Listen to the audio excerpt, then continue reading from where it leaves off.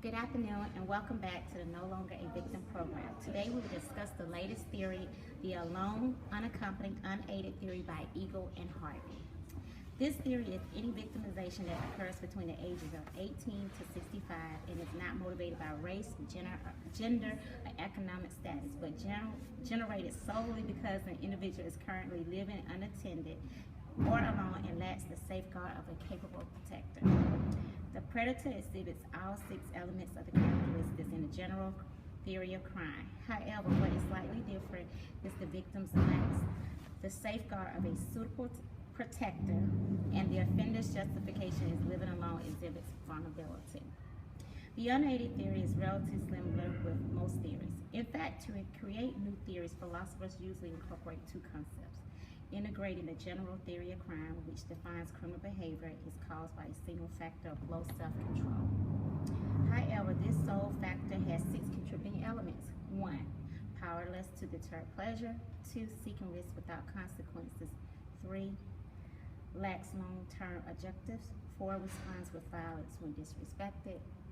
5. Slow tolerance. 6. Cannot express empathy towards others. This model describes the average protector. The routine activity theory says that the motivated offender incentive to victimize needs no justification, and a suitable target, which is attractiveness with something allures the offender to specific individuals and the victim lacks a capable guardian. The prevention of victimization due to the protection of another individual or object. Today, my guest is an aspiring artist who grew up in New Jersey. Although her lyrics are controversial, as a new artist, she has sold over 20,000 records on her first single called Face the Truth. Not only is she here to share her story about being victimized, we get to hear a performance. This is an exclusive song not yet released to the public. Please help me welcome Monique Davis, better known as Blaze, to our program. Thank you. Thank you for being here today. Thank you.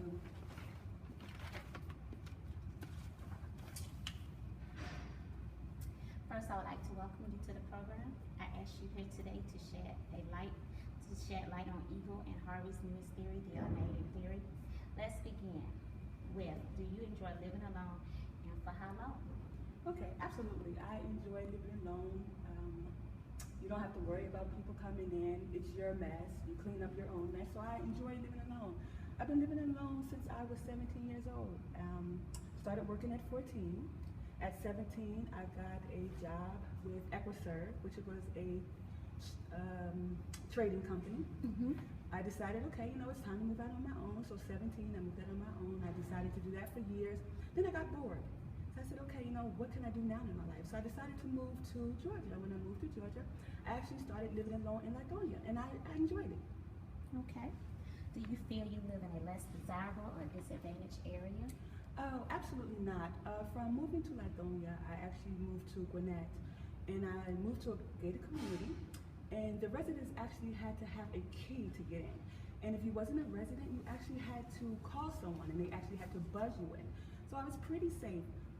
Selecting the apartments, I decided to move on the 3rd floor because I'm like, for safety reasons. I'm like, okay, you know what, this is where I feel safe at, so let me move on the 3rd floor. So for several years, I felt really safe.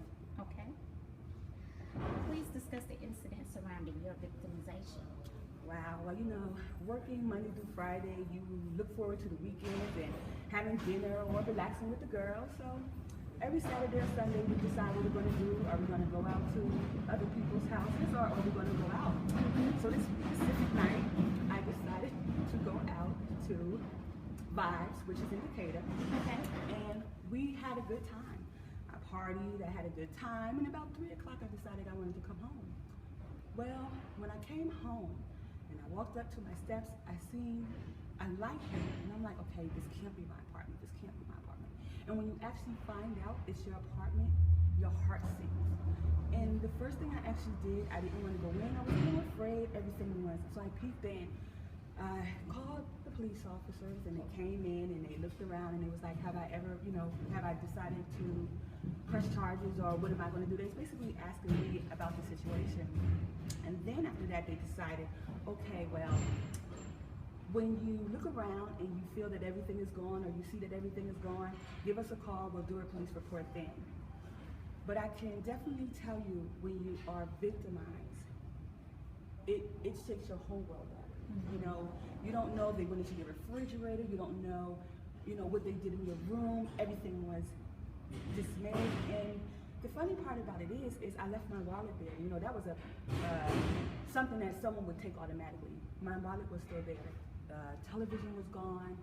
So I was so in panic. I was like, okay, what to do, calm down, but you can't sleep, you can't eat. I threw everything away in my refrigerator because you don't know if they're drinking or doing something to your food. It was a horrible experience. Absolutely. Well, I'm sorry for your victimization. I now understand the controversial links in your music. So explain why you are no longer a victim. Well, after I was victimized, I couldn't sleep. Every crack or every sound you heard in the house, it seemed like, someone was there. So I actually decided to move. I talked to my landlord, was like, I'm not safe here, I need to move. Not only did I move, I purchased a gun. I got my license, I purchased a gun, I go to the gun range because I have to have something to protect me now. As we close the program today, we will hear a performance from Blaze. Thank you once again for watching, and join us the next time on No Longer a Victim News program. If you should add her program.